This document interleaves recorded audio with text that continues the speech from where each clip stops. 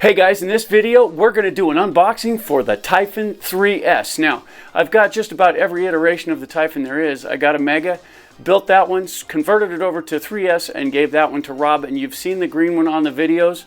That's his, and that is one really tough rig. I'm really impressed with the 3S platform.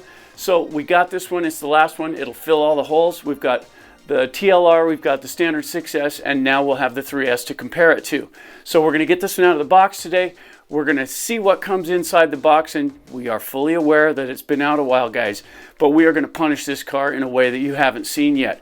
We're going to take this out, and we're going to see if it will keep up with the bigger ones, and then we'll give you our review at the end. So let's get it out of the box.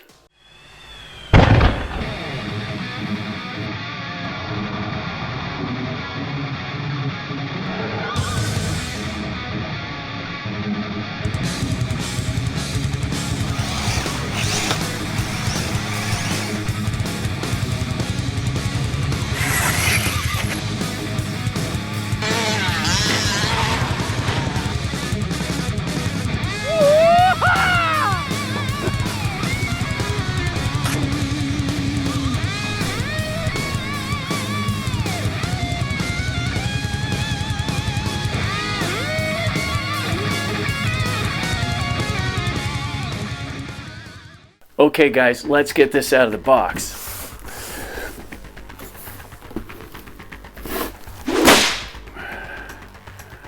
Now we're talking. Okay guys, so the car's out of the box as you've seen, and we're going to go ahead and show you what came in the box alongside of it. First off, let's go over the radio. This particular car comes with the SLT3. This is a bottom of the line Spectrum radio. And it's really basic. It does function, and it has some rudimentary controls. It even has your power selection, so you can go 50, 75, or 100% on the throttle. You've got your servo reversing there, power button here, and it's pretty basic. I don't plan to keep this one on the car for long. We'll test it, but then I plan to hook it to my DX5C. That's a better radio. So this is the radio that comes with the car. It comes with a basic rudimentary toolkit as well, so you can get the wheels off, you can adjust the shocks with snap rings, and it's got a couple of small Allen wrenches. This is an awkward kit to use, guys, but if you don't have any tools, this will get the job done. Also, it comes with a quick start, and this quick start right here is more of a troubleshoot, and it shows you how to get through all the settings in the car itself, how to run the radio, how to set up the speed control. What makes the car function? That's this one, guys. However, the one you don't want to lose, the one that is really the important one, is super small. Look at the size of that. But this one right here, if you take a look inside of this one, and we'll go ahead and get it open for you here, check this out. This is the one with the complete breakdown of the car.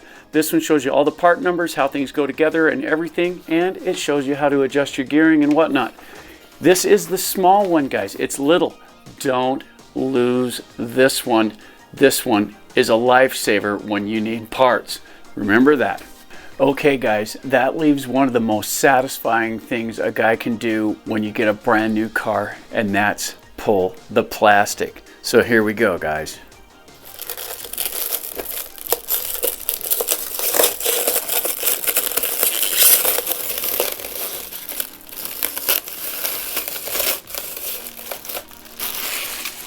That's awesome. So you guys got to have a look at this. Take a look at that. Look at the detail in the body itself, the detail in the car. Look at how the plastic shock towers and everything are integrated in. It's just a really well built car. The wing design, that's unique to this 3S version, by the way. The body, although it looks similar to the 6S cars, it's actually different, guys. The shape is just a bit different in the front. It also has 2 hood pins instead of 1, and they just really don't interchange well. So this is how you can tell a 3S car. If you look at the front, there's the twin hood pins, and that's an indicator that this is a 3S car. Plus, this one has the plastic chassis, which is durable, surprisingly durable. Okay, so let's get the top off this thing and let's check it out.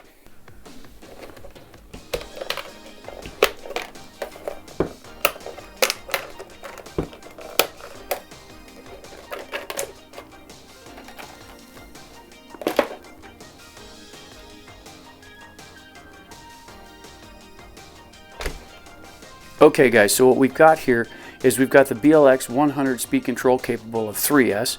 We've got a 7 kilogram servo on the front here, and that's adequate to the task at hand. It's not super fast, it's not super strong, but it does handle the car pretty well.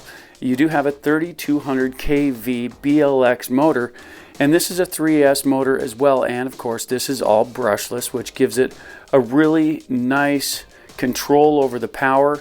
It usually cogs a little bit when you're at 2S, but they did add some capacitors on the power leads right there, and that should alleviate some of that 2S cogging that goes on.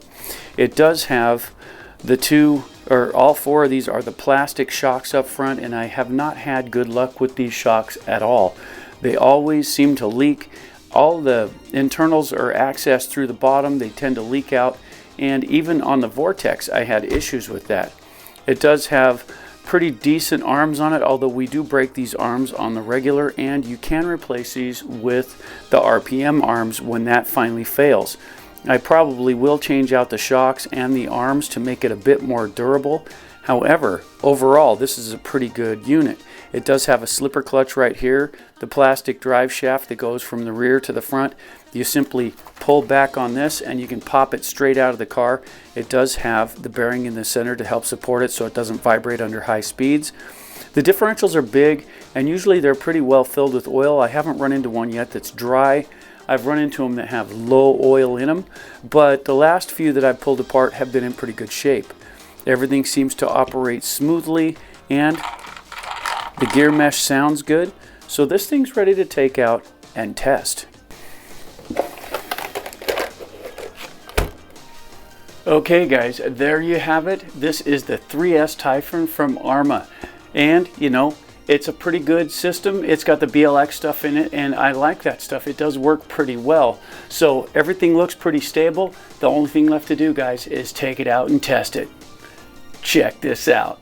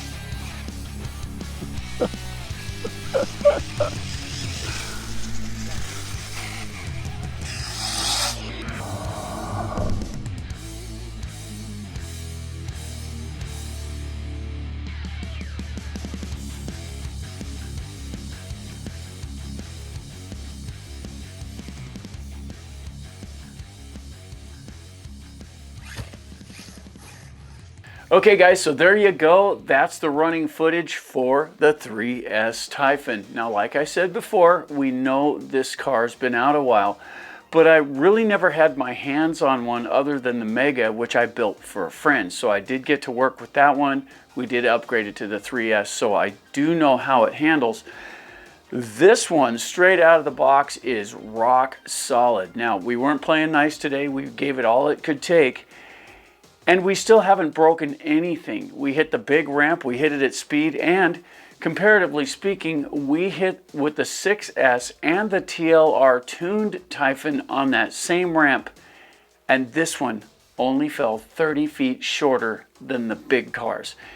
And this is stock. So that's impressive in its own right. We did some cartwheeling, we did some tumbling, we ran it into stuff. We went full pin through some really rough terrain, and this took it like a champ.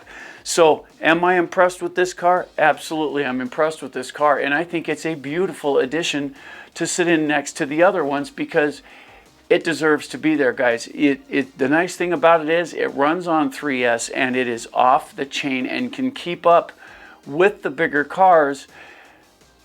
It's lighter, it doesn't have the center differential, so the traction is pretty even all the way through. The slipper clutch in the center can be adjusted to get that traction just the way you want it. Everything lays out good, and it is able to take the RPM tune-up for the arms and the HR Racing center differential, and of course it'll take the big bore shocks because it's the same thing as the Centon. This right here is an excellent system, and it's been proven before, guys. Check this out. I didn't bother to clean it up. I wanted you to see the authenticity of this. Look how clean inside this is. We didn't do any cleaning at all. We brought it home, pulled the battery out, and this is what you see. Check it out. There's very little debris in there at all. We had no problems with the steering on this one, having stuff get lodged in there. Whatever they did to redesign it, it worked really well to keep rocks and debris from getting jammed up in the steering buckles. That really helped a lot. Everything worked really smoothly. The gearing sounded a little rough to start with, but it worked out just fine. The speed control is good. The radio works good.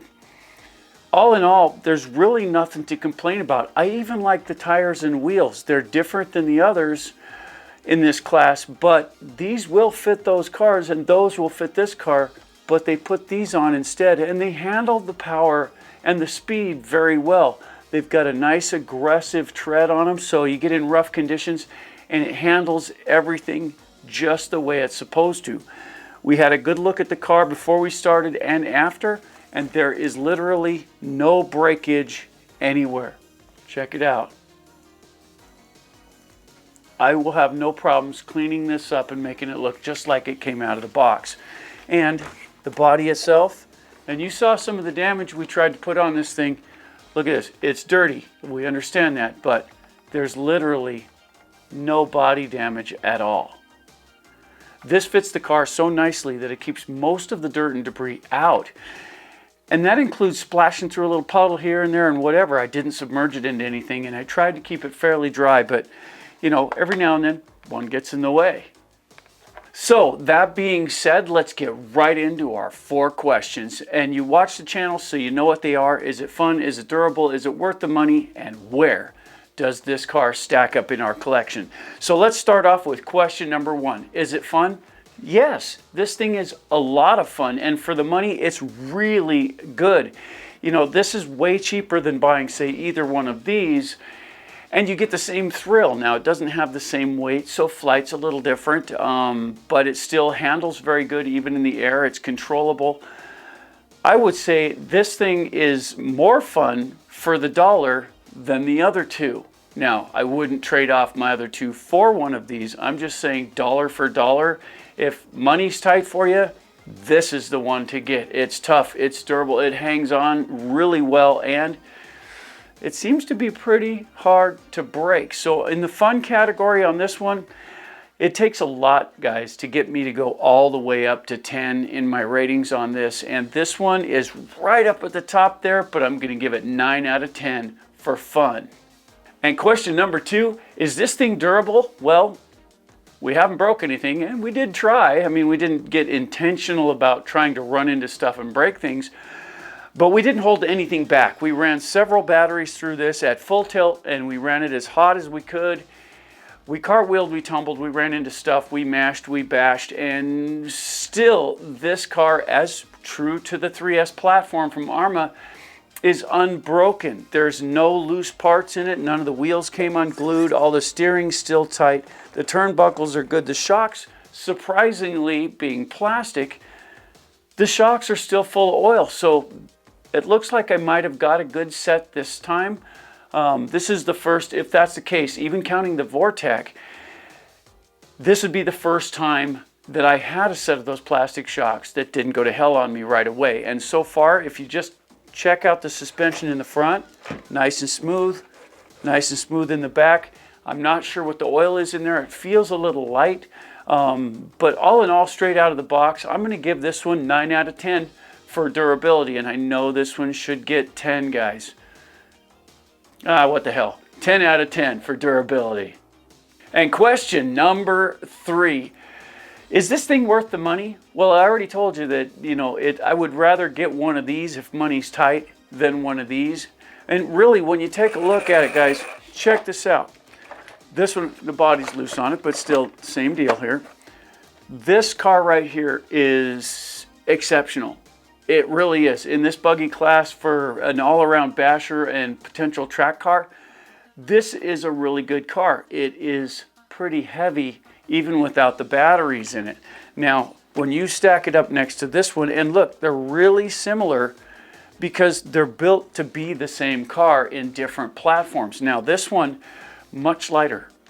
No battery, much lighter. I really like the plastic because that component will flex and bend as opposed to bend and stay. This can torque a little bit and it'll come back into shape. If plastic gets cold though, let's say you're running in cold condition, this probably would have issue because plastic gets brittle in the cold. Right now we're running 40, 50 degrees outside. That's what we were doing when we were out playing with it. And still nothing's broken on it. So as far as, is this thing worth the money? Well, let's look at it this way. If money's tight for you and you're scrimping and saving, trying to get that car that you've always wanted, and we've all been there, guys. Keep in mind, I have to buy all these myself, and I work a full-time job to afford this. And it takes time and effort to make this happen, and so I feel the pain. I'm not sponsored by anybody. This all comes out of my pocket, and it can be tight at times, especially when getting into the bigger cars. And that brings this up. You finally get a hold of one of these, and that comes out, and everybody wants to know about that.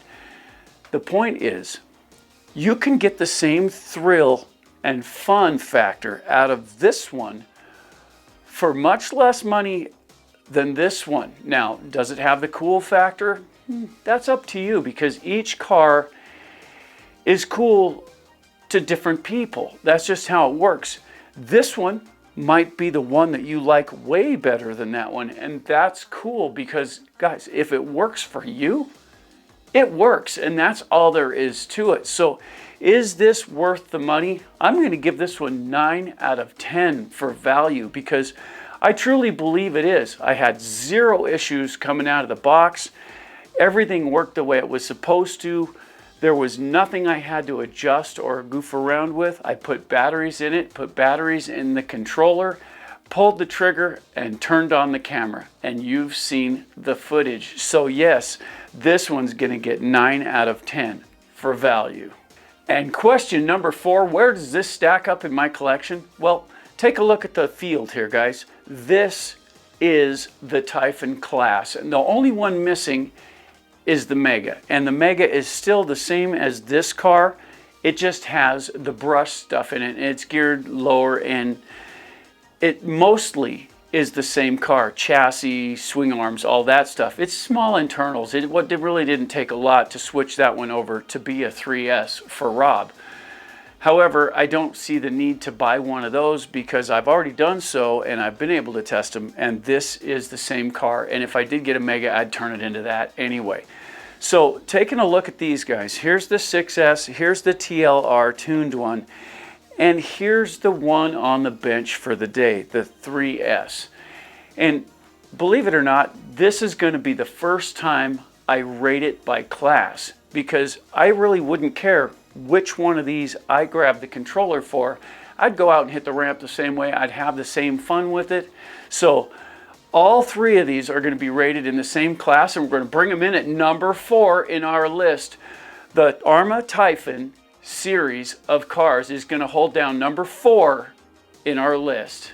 So hey guys, if you haven't already, don't forget to subscribe, like, and share. It's awesome when you do, and we really appreciate the feedback. You know, these cars are cool, but there's a million different things you can do to them.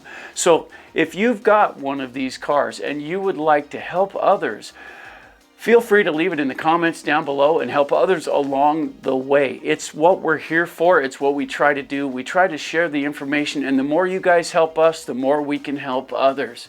So hey guys, I'm AJ with AJ Jam Studios saying, keep bashing guys.